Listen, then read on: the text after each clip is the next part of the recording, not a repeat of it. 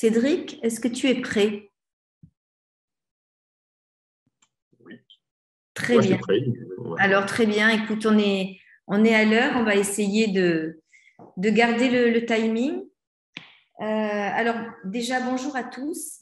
Je suis absolument ravie d'être avec vous aujourd'hui pour ce webinaire organisé par Provence Tourisme. Alors, moi, je suis Isabelle Brémond, directrice générale de Provence Tourisme, et j'ai la chance d'avoir à mes côtés Cédric Dufoy, qui est manager du comité d'organisation des JO olympiques et paralympiques de 2024. Et puis, nous aurons en fin de présentation le département qui est un acteur très important, notamment la direction des sports, avec Marine Pustorino, qui n'a pas pu être présente, mais qui nous a fait un petit mot que vous aurez l'occasion de voir à la fin de la présentation.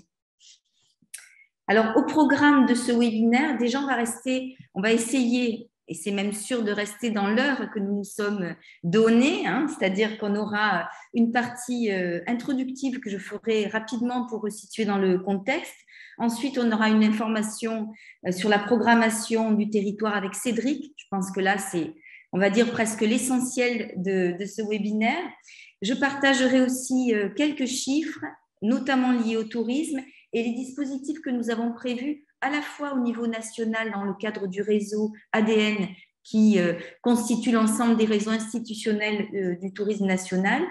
Et puis, évidemment, ce qui est important, on ne peut pas tous vous voir parce que vous êtes assez nombreux. Il y a un chat qui est prévu et Alicia qui est aux manettes, qui pourra faire remonter des questions pour lesquelles, évidemment, on répondra. Et si on ne peut pas répondre à toutes les questions, avec Cédric, nous nous engageons à répondre dans un deuxième temps, puisqu'évidemment, ce webinaire, il sera accessible. Alors, deux mots peut-être sur le contexte avant de laisser la parole à Cédric, parce qu'on a aujourd'hui, j'allais dire autour de la table, mais pas autour de la table, mais en visio, un certain nombre d'acteurs qui ne sont pas forcément des acteurs traditionnels avec lesquels nous travaillons. Il y a aussi, par exemple, des clubs de sport. J'espère qu'évidemment, demain, on aura un lien plus fort et plus étroit entre le tourisme et le sport. Donc, deux mots sur Provence Tourisme. Nous sommes une association de droit privé financée par le département des Bouches-du-Rhône et la métropole Aix-Marseille-Provence pour développer le tourisme sur ce territoire qui est assez exceptionnel, 8 millions de touristes accueillis chaque année, 44 millions de nuitées, 3 identités fortes avec Marseille évidemment, la Camargue et la Provence. Donc on a, j'allais dire, un territoire de premier rang sur le tourisme. Et puis ce webinaire s'inscrit dans un contexte aussi particulier puisque nous avons lancé le 8 mars le schéma départemental du tourisme et deux nouveaux sites internet. Alors, le schéma départemental du tourisme, c'est la vision, l'ambition que nous allons porter collectivement après une grande concertation sur le territoire. On est vraiment sur le sujet du tourisme responsable. Ce schéma est accessible sur notre site internet myprovence.pro, donc vous pouvez l'obtenir si vous le souhaitez. Et dans les grandes missions que nous avons et l'ambition que nous avons, c'est aussi d'avoir une attractivité à haute valeur responsable et des événements à venir comme la Coupe du monde de rugby ou les JO 2024 sont des événements majeurs pour le territoire puisqu'on va avoir la chance d'avoir les yeux braqués sur notre territoire en 2024. C'est unique, c'est qu'on n'aura plus jamais en Provence les JO. Donc pour nous, c'est très très important de réussir cet événement. Et donc, au lancement du schéma, il nous est apparu aussi tout à fait logique d'avoir un webinaire, un focus particulier, un contenu avec Cédric pour aborder ce sujet-là qui arrive à grands pas. Voilà donc ce que je voulais vous dire. Juste un petit mot sur vraiment les objectifs qu'on se fixe. C'est pour ça qu'on a ce temps avec vous.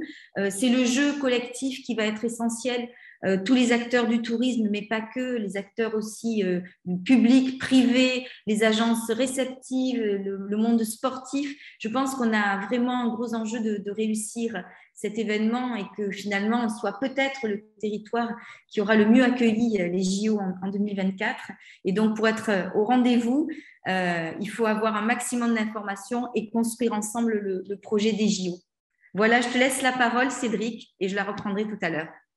Merci beaucoup, Isabelle. Écoute, oui, les JO sont là, ils sont là dans 2 ans. J'espère qu'ils reviendront peut-être dans 10 ou 15 ans. D'autres travailleront là-dessus, dans tous les cas en Provence. Mais c'est vrai que là, on les a dans 2 ans et je trouve que c'est formidable. Et merci beaucoup de nous ouvrir la possibilité de parler au monde du tourisme aujourd'hui. C'est une très bonne initiative, je crois. Alors, je vais essayer de vous partager ma présentation. Je vais le faire moi-même, donc j'espère que vous me dites-moi si vous la voyez. Est-ce que ça va? Est-ce que vous voyez ma présentation? Ouais, super. Alors, on va y aller, on va y aller comme ça. Je pense que j'espère pouvoir la faire tourner également. Est-ce qu'elle, pas sûr qu'elle tourne là. Juste une seconde. Voilà. Là, ça va. Vous la voyez et elle va tourner. Parfait. Donc, les jeux de Paris, effectivement, c'est, vous le savez, donc aussi à Marseille. On va le voir. Malheureusement, pas de Paralympiques. Isabelle, tu nous as dit tout à l'heure Jeux Olympiques et Paralympiques, c'est vrai, mais nous concentrons donc du 26 juillet au 11 août sur le territoire autour de Marseille. Les Paralympiques, ce sera à Paris. Mais bon, on aura quand même quelques animations à ce moment-là. Les Jeux, simplement, pour tous ceux enfin, vous êtes des très grands habitués tous des grands événements. On a tous fait ensemble, si je peux me permettre, ou avec probablement la plupart d'entre vous, 98, 2007, la Coupe du Monde de rugby, que j'ai eu le plaisir de diriger ici, 2013, 2016, on aura 2023 et 2024. Les Jeux, c'est une dimension supérieure, je pense qu'on peut le dire. Il y a énormément d'athlètes, il y a énormément de délégations, il y a énormément de sports. Beaucoup sont à Paris. Mais je voudrais m'arrêter juste sur un chiffre qui sont les 20 000 journalistes. Parce que déjà, 20 000 journalistes, si on en a 5% sur le territoire, ça fera 1000 journalistes. Et donc, rien que pour nos régates de voile et notre tournoi de football, ça fera beaucoup de monde. Donc voilà, c'est une énorme machine auquel il faut savoir répondre. Et je pense que ce type d'initiative, Isabelle, et tout ce que vous faites le permet. C'est un événement Paris 2024 qui est totalement en adéquation avec le territoire, c'est-à-dire la France, en fait. Les sondages sont excellents, et que ce soit les jeunes ou les moins jeunes, il y a une adhésion qui est extrêmement forte. C'est un peu dû au fait que la célébration, probablement, a été choisie par Tony Estanguet, qui est le président, et toute l'équipe qui dirige le Paris 2024, comme étant assez spectaculaire. Il y aura des moments très spectaculaires, mais aussi très généreuse et très populaire. Je crois qu'encore une fois, on est tous très habitués aux grands événements. On vient de vivre Pékin. On a vécu Tokyo cet été. On va vivre en 2022 une Coupe du Monde au Qatar qui est un merveilleux événement, mais qui est peut-être l'un des derniers événements dans ce format-là. Paris en 2024, c'est vraiment quelque chose de très différent, c'est vraiment très généreux et très populaire. Ça se déroule à Paris, bien sûr, vous le savez, mais également dans quelques villes de France pour le tournoi de foot. Le hand, ce sera à Lille. Le surf à Tahiti. Et nous, on a la chance à Marseille et sur le territoire d'avoir, je vous l'ai dit et je vais vous le redire, les régates olympiques et le tournoi de football. Donc, on est un peu le deuxième site après Paris avec nos 2 sites. À Paris, il y a énormément de sports. Vous le connaissez, je ne vais pas m'arrêter trop là-dessus, mais enfin bon, c'est très concentré dans Paris, un peu au nord, beaucoup en Seine-Saint-Denis.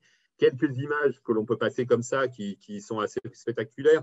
Le champ de Mars que l'on équipera avec son palais éphémère, le grand palais éphémère, le château de Versailles avec l'équitation qui sera vraiment dans les jardins des châteaux de Versailles, le pont d'Iéna et la tour Eiffel avec un stade sur le Trocadéro, beaucoup d'épreuves sur la Seine, dans la Seine, les nageurs dans la Seine, l'aviron, etc. Tout ça se déroulera beaucoup autour de cette zone tour Eiffel, évidemment. Le tir à l'arc et para-tir à l'arc aux Invalides, ce qui donnera aussi une belle image, le Grand Palais, très utilisé. Le Stade de France, où il n'y aura pas de football, où il y aura du rugby à 7 d'abord, et puis évidemment l'athlétisme, puis le para-athlétisme. C'est évidemment le grand stade d'athlétisme français, donc on n'en doute pas. Roland-Garros, où on fera du tennis, bien sûr, mais aussi du tennis fauteuil, du volleyball assis et de la boxe dans un stade annexe de Roland-Garros. Et puis, vous l'avez peut-être vu il y a un mois maintenant, la présentation cette cérémonie d'ouverture assez exceptionnelle qui ne se déroulera pas dans un stade, mais qui se déroulera sur la Seine elle-même, avec un grand nombre de bateaux qui vont remonter la Seine. Et les délégations athlètes, plutôt que de tourner dans un stade, remonteront la Seine avec le public sur les bords de Seine. Bon, donc ça, voilà pour Paris, on le savait. Très belle vague de surf à Teahupo'o à Tahiti aussi. Donc ça, un espace qui donnera de belles images, je pense, sur la France et ses territoires. Et puis Marseille, où le principal outil, on va en reparler de ce qu'on appelle d'héritage, c'est-à-dire les gros investissements que nous faisons en ce moment sur Marseille, concerne la marina pour les régates olympiques. Cette marina de voile qui est en train d'être rénovée avec l'aide de l'ensemble des collectivités, de l'État, de Paris 2024 également, pour un montant de 43 millions d'euros. Donc un bel héritage à laisser au territoire marseillais et au sport marseillais à l'issue des Jeux. On va y revenir. Les Jeux, c'est 3 emblèmes essentiels, vous le savez, mais je m'arrêterai juste sur celui du centre, qui est la flamme, pour vous donner un premier rendez-vous. C'est en avril 2024, où la flamme passera à Marseille. On ne sait pas encore quelle fête ce sera, quel moment ce sera exactement, mais on a beaucoup d'espoir et on travaille beaucoup là-dessus. Et donc, je pense que vous pouvez tout de suite mettre dans vos tablettes et dans vos tablettes professionnelles, dans tous les cas, qu'il y aura beaucoup de monde à Marseille au cours du mois d'avril 2024. On veut un passage de flamme très ambitieux à Marseille et on espère que tout le monde y adhérera. Donc, première date, dans tous les cas, en 2024. Ce n'est pas juillet pour les Jeux, c'est avril pour le passage de la flamme. On va y revenir. Des Jeux très en phase avec leur époque, très responsables, très durables, très utiles. Ce n'est pas exactement mon point aujourd'hui, donc je ne le détaillerai pas trop, mais vous le savez, voilà. Après les Jeux de Pékin qu'on a vécu, après la Coupe du Monde au Qatar, comme je disais tout à l'heure, on va basculer dans une nouvelle forme de grands événements internationaux, beaucoup plus responsables, beaucoup plus durables, beaucoup plus proches probablement de ce qu'est la société, ce que nous demande la société aujourd'hui. Avec d'abord un budget maîtrisé. Le budget de Paris 2024, c'est 3,9 milliards. Donc ça, c'est nos salaires, disons, en gros, mais qui est totalement couvert par des recettes privées. C'est important, les Jeux payent les Jeux. Les 3,9 milliards sont couverts par 1,1 milliard de nos partenaires. Peut-être y en a-t-il parmi vous des grandes entreprises qui sont partenaires de Paris 2024. La contribution du CIO qui est essentiellement liée aux droits télé pour 1,2 milliard. Et puis tout ce qui est billetterie, licensing, merchandising pour 1,3 milliard. Seuls les 100 millions, c'est déjà une belle somme, seuls les 100 millions que vous voyez en bas à droite de cette diapo sont en fait fournis par l'État, viennent de l'État, et elles servent en fait à l'organisation des Jeux paralympiques, donc pour compléter le budget des Jeux paralympiques. Voilà, donc un budget maîtrisé, très financé par des partenaires privés que vous avez sur cette slide. Je ne reviendrai pas, je ne pense pas aujourd'hui là-dessus, mais il y a quelques acteurs de votre secteur, comme Accor, par exemple, qui est partenaire officiel des Jeux. Et ce budget, qui est au centre de ce slide-là, de 3,9 milliards, est évidemment complété par ce qui coûte de l'argent, alors pour le coup, aux contribuables et à l'État essentiellement français, c'est ce qui est sur la gauche, c'est-à-dire les 3,2 milliards de travaux. Donc là, prolongement d'un tramway, prolongement d'un métro, prolongement d'une ligne de RER à Paris. Quelques stades, même si les infrastructures de Paris 2024 sont déjà beaucoup existantes, mais quelques stades en rénovation ou arénas en construction. Et ça sera le budget, mais qui est un budget très habituel des Jeux. Certains d'entre vous se souviennent peut-être de l'énorme investissement qui avait été fait à l'occasion des Jeux d'Albertville, dans la vallée de la Tarentaise, qui a permis à la Tarentaise depuis de devenir la Mecque, ou l'une des Mecques du ski mondial. C'est bien les Jeux d'Albertville qui avaient permis l'équipement en particulier en 2x2 voies et en équipements divers de la Tarentaise et qui reste encore aujourd'hui. C'est la même chose pour Paris 2024. Ces 3,2 milliards, effectivement, coûtent essentiellement aux contribuables, bien sûr, mais ce sont des avances sur des travaux qui auraient de toute façon été faits. Voilà pour la partie financière. Des Jeux très responsables, je vous l'ai dit aussi. On évitera beaucoup de mobiliser et d'utiliser on a un bilan carbone globalement qui est excellent, donc on essaye beaucoup de travailler là-dessus. On a des jeux inclusifs et solidaires, je ne veux pas trop m'attarder là-dessus non plus aujourd'hui, mais c'est quelque chose de très important. Peut-être sur la parité, 50-50, c'est la première fois que des jeux seront paritaires, autant d'athlètes hommes que d'athlètes femmes. Et pour ça, il a fallu vraiment réfléchir à comment est-ce qu'on organisait les épreuves. Il y a des épreuves masculines, bien sûr, mais il a fallu les réduire un peu pour augmenter les épreuves féminines et également créer des épreuves mixtes que vous avez peut-être vues à Tokyo cet été, qui sont très intéressantes, à mon avis, où on voit hommes et femmes affronter ensemble d'autres équipes mixtes, et je trouve ça extrêmement intéressant. Voilà rapidement sur la présentation que je termine par notre calendrier avant de faire un focus sur Marseille. Notre calendrier, il est aujourd'hui passé entre planification et préparation. Donc, l'année 2022 va voir l'arrivée de la préparation pour toutes nos équipes qui basculent en mode préparation. Et très rapidement, vous allez voir que nous allons présenter la billetterie d'ici quelques mois.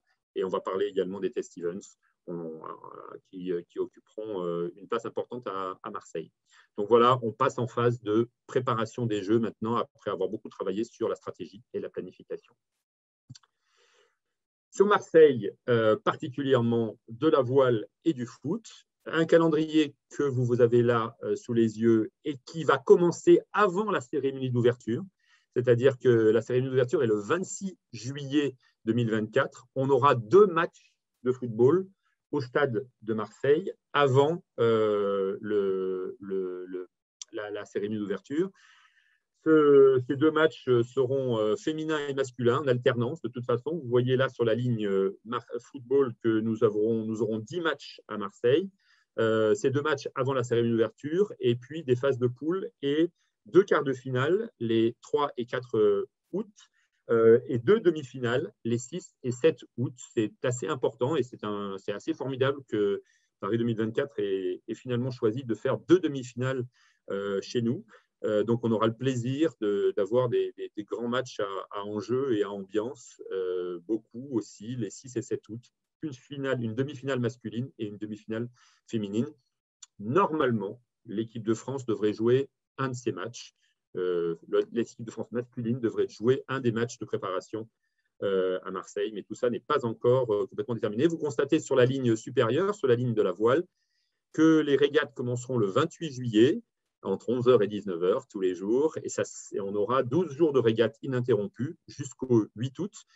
Et donc, j'attire votre attention sur le fait que pour ceux d'entre vous qui sont particulièrement à Marseille, il y a des jours, on va avoir à la fois des spectateurs sur la marina qui suivront les régates olympiques et également des gens qui viendront au stade. Bon, Marseille n'a pas peur de ce genre de bicéphalité, de bis-événements, mais enfin, quand même, pendant 15 jours, il va falloir tenir le rythme de tous ces matchs et de toutes ces journées de régates. Je vais passer vite sur ce slide qui a peu d'intérêt, si ce n'est pour vous dire que la première quinzaine de juillet 2023, donc un an avant les Jeux Olympiques, nous aurons le Test Events. Test Events, ce sont les régates olympiques qui seront répétées en format un peu plus étendu. On aura 500 athlètes sur le Test Events, alors qu'on en aura 330 sur les régates olympiques. Donc, pas mal de monde sur la marina olympique déjà en juillet 2023. Une zone que vous connaissez parfaitement, mais qui est le territoire au sens large, département, métropole, ville, bien sûr. Je ne m'attarde pas là-dessus, vous connaissez ça par cœur. Peut-être ce slide-là pour vous dire que nos 2 sites olympiques seront assez proches l'un de l'autre, 10-15 minutes, plutôt 15-20 minutes d'ailleurs à pied. Mais par toutes les mobilités douces, vous irez très rapidement de la marina au stade. Donc, on pense et on espère que des flux se créeront beaucoup entre les deux et qu'on aura des gens qui viennent pour le football et qui iront voir les régates et vice-versa. La marina, je vous l'ai dit, 43 millions d'euros de travaux. Toutes les collectivités territoriales marseillaises investissent sur ces travaux. La Solidéo également, qui est la société de livraison des ouvrages olympiques, qui s'occupe des 3,2 milliards dont je vous parlais tout à l'heure, les grands travaux en marge des Jeux olympiques. et l'État français également qui finance ces travaux. Votre collègue du NH qui deviendra village olympique avec le Golden Tulip Massiliac que nous réserverons également pour les athlètes. Donc un village olympique coupé en deux, mais très, très agréable évidemment dans les deux cas pour les athlètes. Le club de l'Appel, qui sera notre zone d'hospitalité VIP pendant les Jeux. Et puis, pas mal de bâtiments techniques qui sont en train d'être construits. Une marina qui sera plus verte, ce qui sera mieux géré sur le plan écologique également, puisque nous travaillons beaucoup sur son dragage et sur l'amélioration des buses d'entrée et de sortie de l'eau pour fluidifier et améliorer la qualité de l'eau dans cette marina, ce qui est également le cas. Il y a des gros travaux sur la rade de Marseille, de dégrillage, d'amélioration des dégrillages qui permettront d'améliorer encore la qualité de l'eau à Marseille après les Jeux Olympiques. Une marina qui sera très ouverte beaucoup plus, disons, ouverte qu'elle ne l'est aujourd'hui à terme et après 2024, donc en héritage, avec un rond-point qui sera créé, pour ceux qui connaissent, au niveau de l'avenue du commandant Roland et qui permettra de se servir de la marina comme d'un outil beaucoup plus pour tous les Marseillais, en particulier ceux qui pratiquent les sports nautiques, qui sera une marina beaucoup plus ouverte qu'elle ne l'est aujourd'hui. Rapidement, sur la voile, 330 athlètes. Je ne vais pas détailler là les différents supports, mais il y aura à la fois du kitesurf, des dériveurs, des planches à voile, bien sûr, 12 jours de compétition. Un potentiel de 100 000 spectateurs sur les 12 jours, c'est vrai. Nous attendons chaque jour entre 5 et 10 000 spectateurs sur la marina. C'est à la fois beaucoup et pas beaucoup, bien sûr, par rapport aux affluences du stade, mais en même temps, c'est intéressant et nous avons un bel espoir de créer une fan expérience très dynamique, très tonique, à la fois sportive et festive sur la zone olympique, et donc de pouvoir accueillir ces entre 5 et 10 000 personnes tous les jours. Les travaux comportent en fait plusieurs axes que je vais passer très vite. La marina, vous l'avez vu, une zone jaune que vous avez là et qui est en fait la zone olympique où nous mettrons les 10 000 personnes, telle que vous la voyez là, des ronds de course en course. Cette slide est un peu floue, excusez-moi, mais qui vous montre où est-ce que nous naviguerons dans la rade. Donc, toute la rade sud sera impactée. Bien sûr, on travaille beaucoup déjà avec les services de la préfecture maritime sur les évolutions. Donc, pour tous vos clients qui viendraient pendant cette période-là, sachez qu'ils pourront assister aux régates, d'abord depuis la plage, bien sûr, mais également en mer, avec des produits qui les emmèneront vers les rondes régates. Et pour tous ceux qui ont des bateaux à la Pointe-Rouge ou au Vieux-Port et qui aimeraient rejoindre et assister aux régates, vous pourrez le faire également. Il y aura tout un système que nous connaissons bien à Marseille, de fanions, d'inscription évidemment pour la sécurité, mais tout ça sera possible. Donc on pourra aller au contact des athlètes sur le stade nautique qui est la rade sud de Marseille. Une plage réservée pour les kites et pour les planches à voile. La plage grand public, j'en ai parlé. L'hôtel Golden Tulip qui sera notre deuxième hôtel pour les athlètes. Et j'en ai fini pour la marina.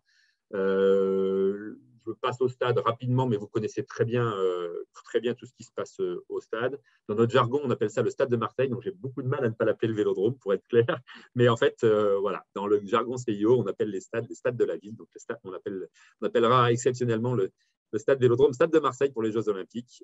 On l'utilisera bien sûr pour les 10 matchs. Et on aura également, ça peut peut-être vous intéresser, les 4 stades d'entraînement qui seront essentiellement dans le nord de Marseille, Roger Coudert, le stade de l'Or contre le Vélodrome et le stade de Lumini pour les 3 premiers, avec un stade de réserve à Saint-Menet.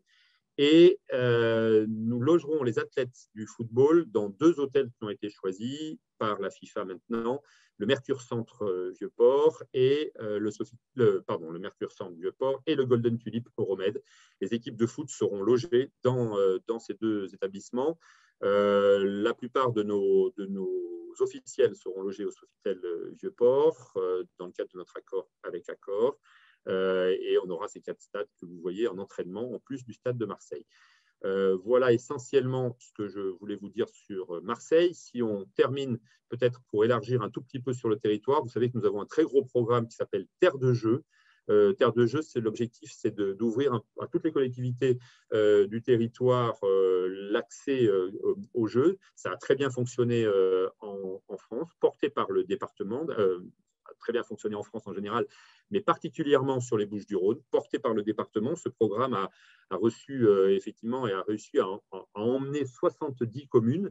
Vous les avez là à peu près toutes affichées. Et ces 70 communes vont participer et vont activer des opérations en amont ou sur les Jeux Olympiques. Donc, c'est quelque chose d'extrêmement fort et on en est très fiers. Moi, quand à Paris, je peux dire, on est le deuxième département français après les Yvelines à avoir autant d'engagement des communes. Et c'est pour moi, je crois que ça peut être pour le département et le territoire une grande fierté d'avoir réussi ça. Ce slide vous montre très succinctement où sont les centres de préparation aux Jeux, c'est-à-dire les zones qui ont été identifiées et retenues pour accueillir en amont des Jeux les équipes qui viendront se préparer. Donc, beaucoup d'équipes viendront se préparer à la voile dans la rade de Marseille. Vous allez en voir déjà dès le printemps 2022 et ça montera en puissance au cours des mois qui nous séparent des Jeux Olympiques à Marseille.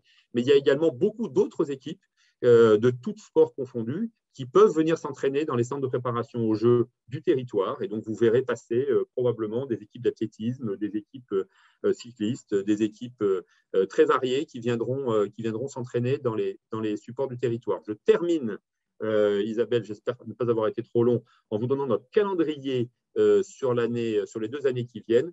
Essentiellement, en 2022, on prépare les épreuves de Test Events 2023 dont je vous parlais. Donc, je vous rappelle, Test Events, première quinzaine 2023 sur la Marina. On prépare les périmètres terre et mer en ce moment. Je vous ai parlé de la sécurité, en particulier en mer, qui est quelque chose d'important.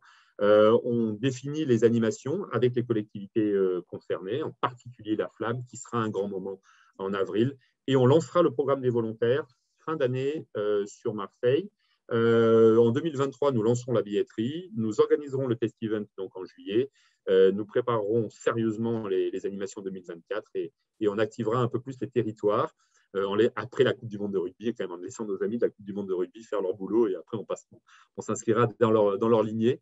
Et puis en 2024, on aura essentiellement, je me répète, mais c'est important, fin avril, la Flamme, le passage de la Flamme à Marseille, qu'il faudra qu'on réussisse tous ensemble. Et je pense qu'il y aura beaucoup de monde sur le territoire pour cet événement. Et puis les Jeux, voilà, du 24 juillet au 9 août 2024. Merci de votre attention. Je départage et je relaisse la parole à Isabelle.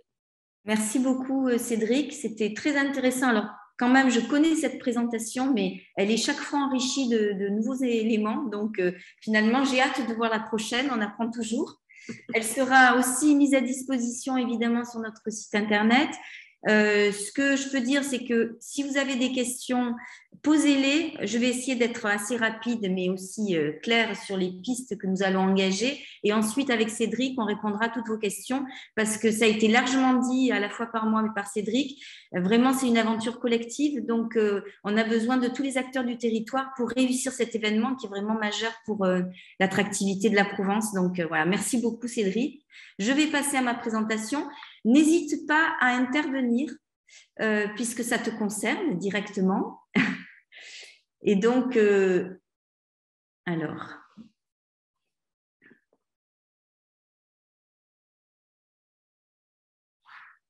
tu peux peut-être, pendant que je mets ma présentation, continuer à peut-être dire 2-3 mots et j'arrive.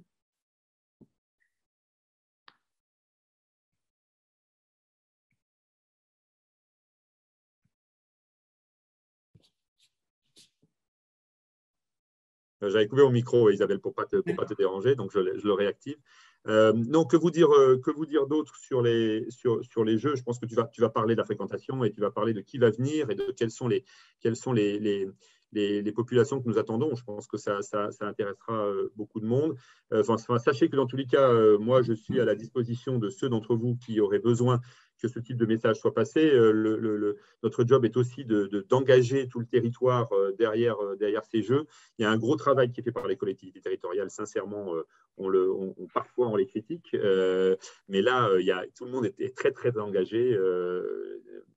Aucun problème de mobilisation. Le monde économique se mobilise également, avec la Chambre de commerce et la CCIMP en particulier, l'Union patronale.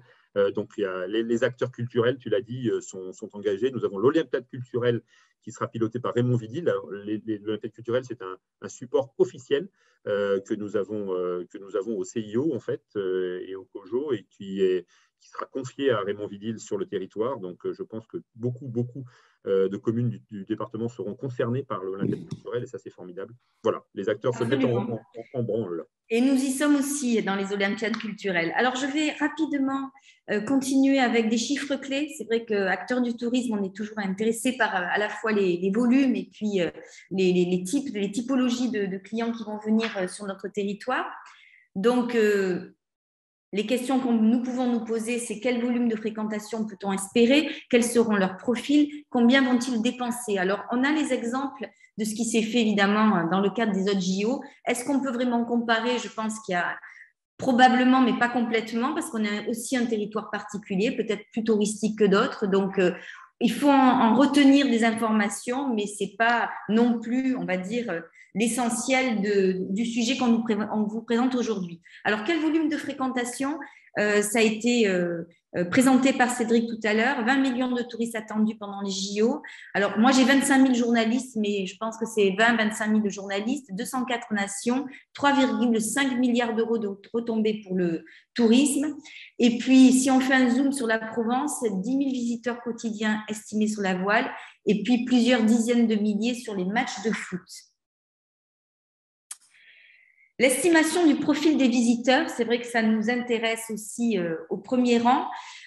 Pour ceux qui sont avec des billets, c'est une clientèle majoritairement masculine, on les estime à 60%, une moyenne d'âge entre 35 et 40 ans, une clientèle plutôt sportive, évidemment ceux qui viennent, c'est qui sont ou passionnés ou eux-mêmes sportifs, avec un fort pouvoir d'achat. Donc là, ce sont les sources des JO de Londres.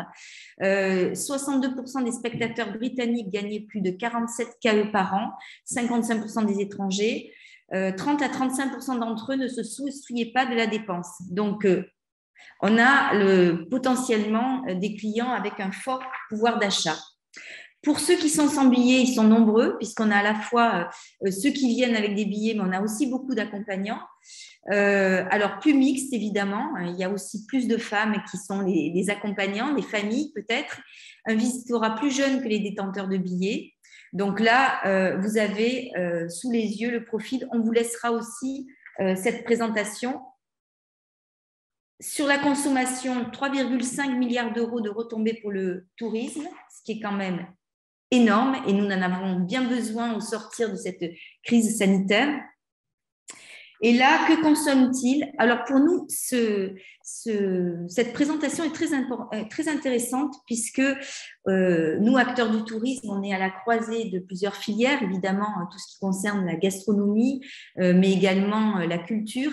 Et vous le voyez sur cette présentation, la notion de gastronomie est importante puisque on voit que ça représente 45% ou 65% pour la clientèle internationale et le shopping aussi fait partie des sujets, des activités qui vont être faites par les personnes qui vont venir découvrir le territoire. Sur la partie culture, alors je ne sais pas s'il faut tenir compte aussi de ces chiffres-là. Assister à un concert, spectacle culturel, on est à 7% après les JO réalisés, 9% pour la clientèle étrangère. Mais on a aussi la possibilité d'avoir au-delà des concerts et des spectacles, des itinéraires culturels, peut-être des visites de musées. Enfin, la culture, elle est vraiment au sens large. Donc, je pense que c'est aussi probablement un sujet sur lequel nous allons travailler collectivement.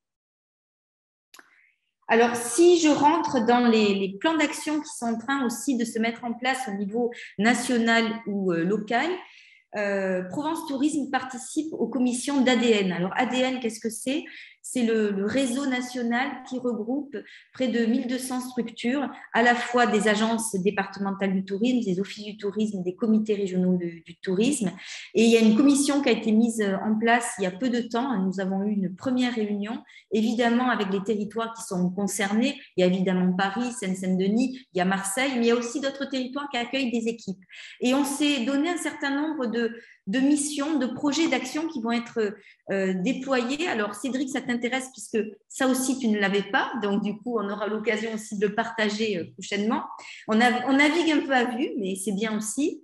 On a toute la question de l'hospitalité. Ce qu'on souhaiterait collectivement, nous les acteurs du tourisme, c'est que finalement, l'expérience client ici, elle soit unique et qu'on passe de l'accueil à l'hospitalité. Que quand les personnes vont arriver de l'étranger ou d'ailleurs pour découvrir les JO, ils aient un accueil vraiment à la fois singulier, à la fois, puisque nos territoires sont singuliers, mais aussi exceptionnel, qu'on ait un accueil qui soit au-delà des standards classiques, qu'on ait une expérience visiteur aussi unique. La France, elle est faite de sa diversité, et quand on est à Paris ou quand on est à Marseille, on a aussi des choses particulières à proposer qui représentent l'ADN de ce territoire. Et si on arrivait à faire aussi des JO qui soient spécifiques dans les territoires dans lesquels ils vont se déployer, ben on aura aussi gagné et on aura une image de la France qui sera diversifiée et multiple. En matière d'observation, on a décidé de travailler sur quelques indicateurs que nous partagerions avant, pendant et après l'événement, qui sont des indicateurs qui ne sont pas simplement des indicateurs liés au sport, mais évidemment qui peuvent être liés à l'accueil, à la façon dont on va consommer, peut-être au côté aussi durable. On en a parlé, hein, la notion de tourisme responsable aujourd'hui, elle est vraiment portée par l'ensemble des acteurs. Donc, on va travailler collectivement, acteurs du tourisme, sur cette notion d'observation et d'indicateurs particuliers. L'accessibilité. C'est vrai qu'on n'aura pas les Jeux paralympiques dans le territoire marseillais, mais par contre, on va accueillir aussi des personnes à mobilité réduite et on voudrait être exemplaires, nous, mais aussi ailleurs au niveau national, mais qu'on puisse accueillir tout type de population, que ça ne soit pas réservé qu'à ceux qui sont valides. Et puis, le tourisme d'affaires, on se dit aussi que ce sera l'occasion pour des personnes qui ne sont jamais venues dans le territoire d'avoir envie de revenir et pourquoi pas pour des raisons d'affaires. Alors, au niveau local, évidemment, on a un certain nombre de sujets sur lesquels nous allons travailler. Pour nous, et ça fait partie aussi des grands axes du schéma, on souhaiterait passer de l'accueil à l'hospitalité. Alors, qu'est-ce que ça veut dire ça? C'est énorme. C'est vrai que l'accueil, on est sur plutôt des services de base et on aimerait en fait qu'ici, les visiteurs ils soient accueillis de la même façon et de façon très personnalisée par ceux aussi qui y vivent. Je pense que l'enjeu aussi pour la réussite des Jeux Olympiques, ce serait d'engager toute la population locale dans l'accueil, dans l'hospitalité aussi, des personnes qui vont venir nous visiter, découvrir le territoire, c'est aussi découvrir sa culture, la façon dont on vit, les communautés. Donc, passer de l'accueil à l'hospitalité, ça fait partie des enjeux aussi que nous allons porter au niveau du territoire. On a un gros travail qui va être mené avec les offices du tourisme et on souhaiterait avoir une conciergerie de territoire spécifique et qui nous permettent, alors je ne l'ai pas dit, mais toutes les missions, toutes les actions, alors c'est ce que portent les JO, c'est laisser un héritage. C'est vrai qu'on a envie que ce qu'on va structurer, ça reste dans l'avenir. Ce n'est pas simplement, j'allais dire, pour l'accueil des JO. Si on travaille sur une conciergerie de territoire, si on passe de l'accueil à l'hospitalité, ça restera par la suite pour d'autres événements, d'autres projets, et on aura aussi franchi collectivement un pas de plus sur ces sujets-là. On a aussi un travail autour d'outils numériques, c'est-à-dire que l'accueil, évidemment, il va se faire physiquement dans les lieux traditionnels, dans d'autres, hein, on va aussi avoir des lieux d'accueil hors les murs, mais il peut aussi se faire d'un point de vue numérique. En 2013, quand on était capitale européenne de la culture, on avait travaillé avec Orange sur un dispositif qui s'appelle Fluvision, sur l'observation, j'y reviendrai, mais avec Orange, on souhaite aussi travailler, puisqu'on est évidemment en relation avec eux quasi au quotidien, sur des outils numériques d'accueil. Ça, on le partagera aussi avec l'ensemble des professionnels. On aura aussi un plan de formation avec les offices du tourisme sur l'accueil, sur la formation et évidemment, on partagera une communication et une signalisation. Là aussi, on aura besoin, Cédric, de partager avec toi ce qu'on pourra faire en matière de communication et de signalisation, puisque j'imagine qu'avec des sponsors, on ne va pas pouvoir faire n'importe quoi, mais on va pouvoir, je pense, décliner des choses au niveau de l'accueil dans le territoire. Ensuite, laisser un héritage, laisser une trace, c'est aussi travailler sur la structuration d'une offre touristique. On va travailler sur tout ce qui concerne le nautisme. On a vraiment des choses à faire, à structurer une offre touristique qui permettent aussi de valoriser ce territoire. Donc, tous les acteurs qui sont, je pense, présents pourront aussi partager avec nous sur ce sujet. On va mixer les filières parce que finalement, l'expérience client, elle va être la découverte, par exemple, de ce qui va se passer au niveau de la voile. Mais peut-être qu'après avoir participé au JO, on aura peut-être envie de découvrir une offre culturelle, peut-être une offre gastronomique. Donc, on va essayer de proposer une expérience client globale, une expérience Provence sur le territoire. On va allier le sport et toutes les filières touristiques qui sont les avantages essentiels du territoire. Et on va travailler, je l'ai déjà dit, sur la notion d'accessibilité. Nous, on se fixe vraiment comme objectif d'avoir un accueil exemplaire pour les personnes qui sont à mobilité réduite ou en termes d'accessibilité, ça soit vraiment une priorité absolue. Et enfin, un dernier sujet qui est aussi très important au niveau local, qui est la mesure de la fréquentation. Évidemment, c'est avoir une vision plus précise de la façon dont les visiteurs vont aussi se déplacer sur le territoire, connaître la provenance, connaître les comportements pour essayer de aussi progresser sur ces sujets-là. Et là, de la même façon qu'en 2013, Provence Tourisme avait travaillé avec Orange sur un dispositif innovant qui a été lancé ici. Avec Orange aussi, on va essayer de travailler à un dispositif d'observation qui aille encore plus loin. Donc là aussi, nous allons continuer à travailler sur ces sujets-là. Voilà ce que je voulais vous dire. Si je devais dire en quelques mots, parce que évidemment c'est le faire ensemble, le jeu collectif, je pense que je l'ai dit en intro, mais c'est vraiment très important de travailler tous ensemble, acteurs du tourisme, acteurs des sports, vraiment toutes les filières confondues. On souhaiterait évidemment laisser une trace pour l'avenir, un héritage qui soit structurant et qui nous permette d'aller encore plus loin sur notamment ces questions du tourisme responsable, du tourisme inclusif, et puis considérer aussi que ces événements, ils nous permettent d'être dans l'innovation, d'être dans l'expérimentation de nouveaux dispositifs, de nouveaux services qui nous permettront aussi d'aller plus loin en matière de tourisme. Voilà ce que je voulais dire. Alors, Alicia, est-ce qu'on a les questions ou est-ce qu'on passe d'abord à Marine Pustorino? Et peut-être Cédric, si tu veux compléter par rapport à ce que j'ai présenté. Oh, volontiers, ta présentation m'a inspiré deux, trois remarques, mais pour compléter, peut-être avant d'écouter le message de Marine Pustorino. J'ai peut-être pas été assez précis sur la fréquentation au moment des Jeux. Je vous ai parlé entre 5 et 10 000 personnes sur la Marina, mais évidemment, il y a 10 matchs de foot au Stade de Marseille, au Vélodrome.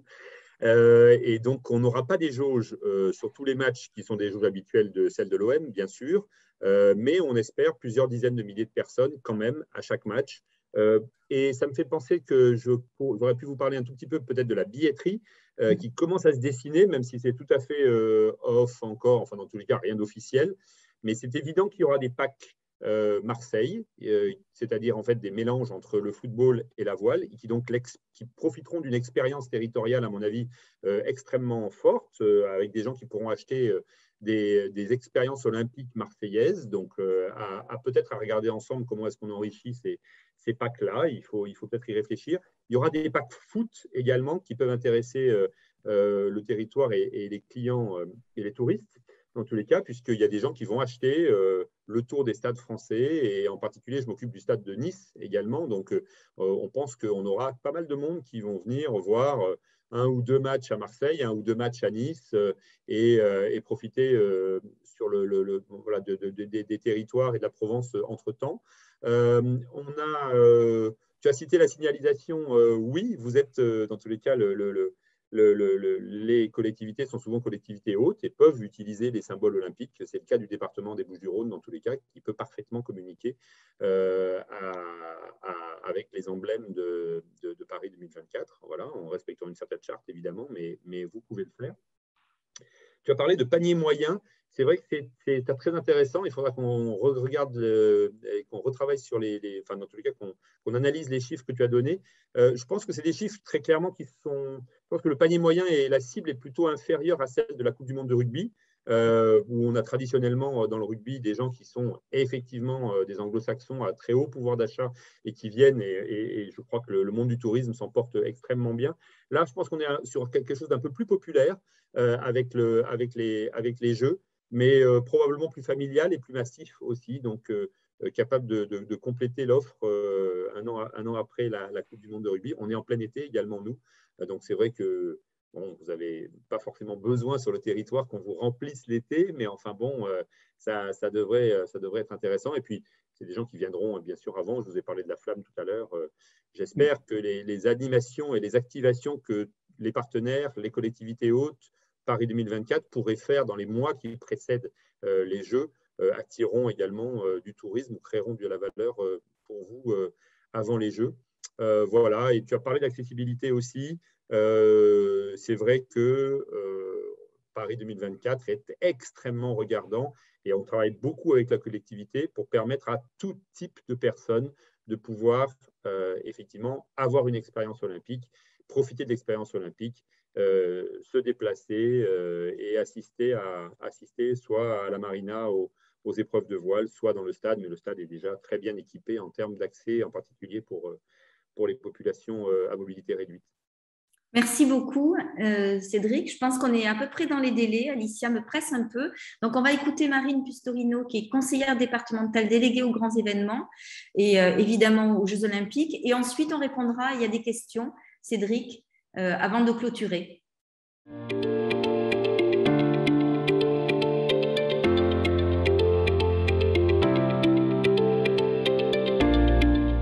Écoutez, nous sommes très fiers dans le département des Bouches-du-Rhône d'accueillir des épreuves des Jeux Olympiques et Paralympiques en 2024. 3 enjeux majeurs pour notre territoire. Le premier, c'est l'emploi, puisque vous vous en doutez, l'organisation des Jeux Olympiques et Paralympiques ici, dans les Bouches-du-Rhône, va nous rapporter de l'emploi, qu'il soit direct ou indirect. Un deuxième enjeu, et non pas des moindres, c'est le tourisme. Vous le savez, les Jeux Olympiques sont vus par des millions de téléspectateurs. De nombreux spectateurs du monde entier vont venir ici, dans le sud, dans le département des Bouches-du-Rhône, pour soutenir leurs athlètes. Et surtout, n'oublions pas que les JO sont diffusés dans le monde entier et donc cela va permettre à notre territoire de rayonner et de se faire connaître dans le monde entier. Et enfin, un dernier enjeu qui est aussi très important pour notre territoire, c'est le fait de promouvoir notre politique départementale et de mettre en avant toutes les actions que nous menons pour le sport, puisque nous sommes une terre de sport, et de mettre en avant bien sûr tout le monde associatif et sportif de notre territoire.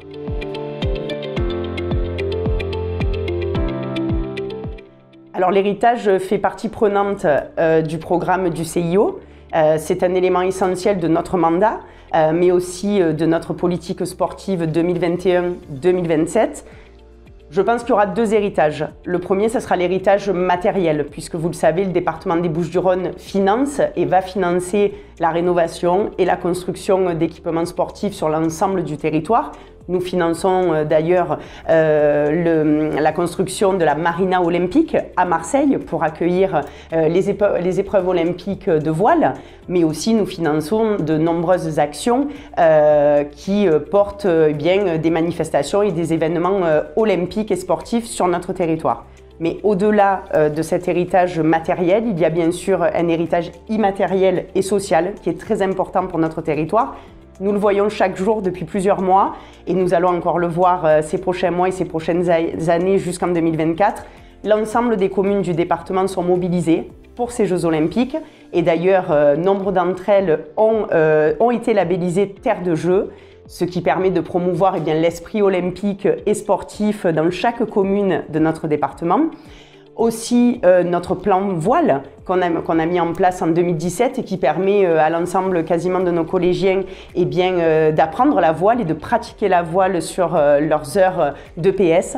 Donc vous le voyez, héritage matériel, immatériel et social, c'est très important ces Jeux Olympiques pour notre département parce qu'on va pouvoir promouvoir le sport au-delà de la ville centre Marseille, mais vraiment dans toutes les communes, quelle que soit leur taille dans le département, pour promouvoir le sport avec bien sûr son effet positif pour la santé, mais aussi pour la cohésion sociale et je pense que c'est très important pour notre territoire.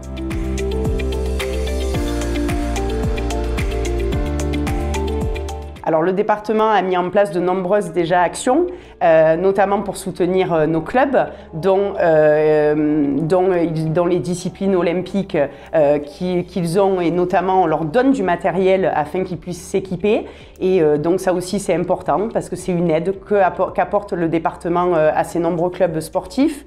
Nous avons mis en place des actions innovantes aussi parce que nous sommes un département innovant avec un camion piscine qui va se déplacer dans l'ensemble des communes de notre territoire afin de permettre d'apprendre à nager aux personnes qui ne savent pas nager.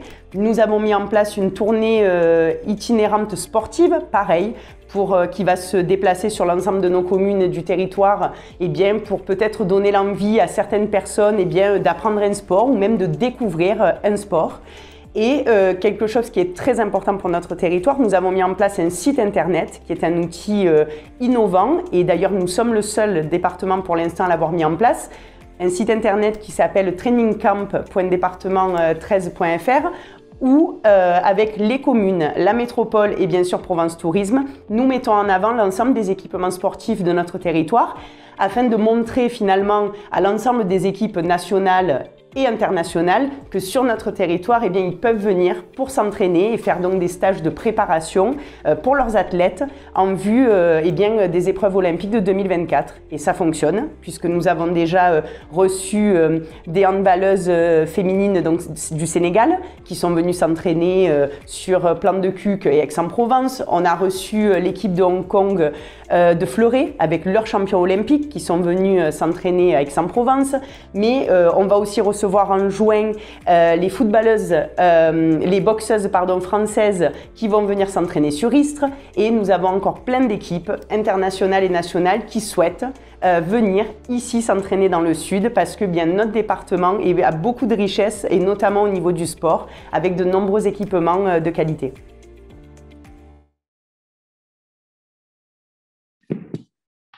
Très intéressant. Merci beaucoup.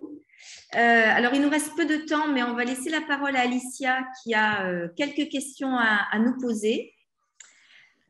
Oui, bonjour à tous. Alors, on en a deux. Une peut-être plus pour vous, Monsieur Dufoy. Est-ce qu'au niveau des événements gratuits, vous pouvez nous en dire un peu plus? Des événements ouverts à tous. Vous avez le micro fermé.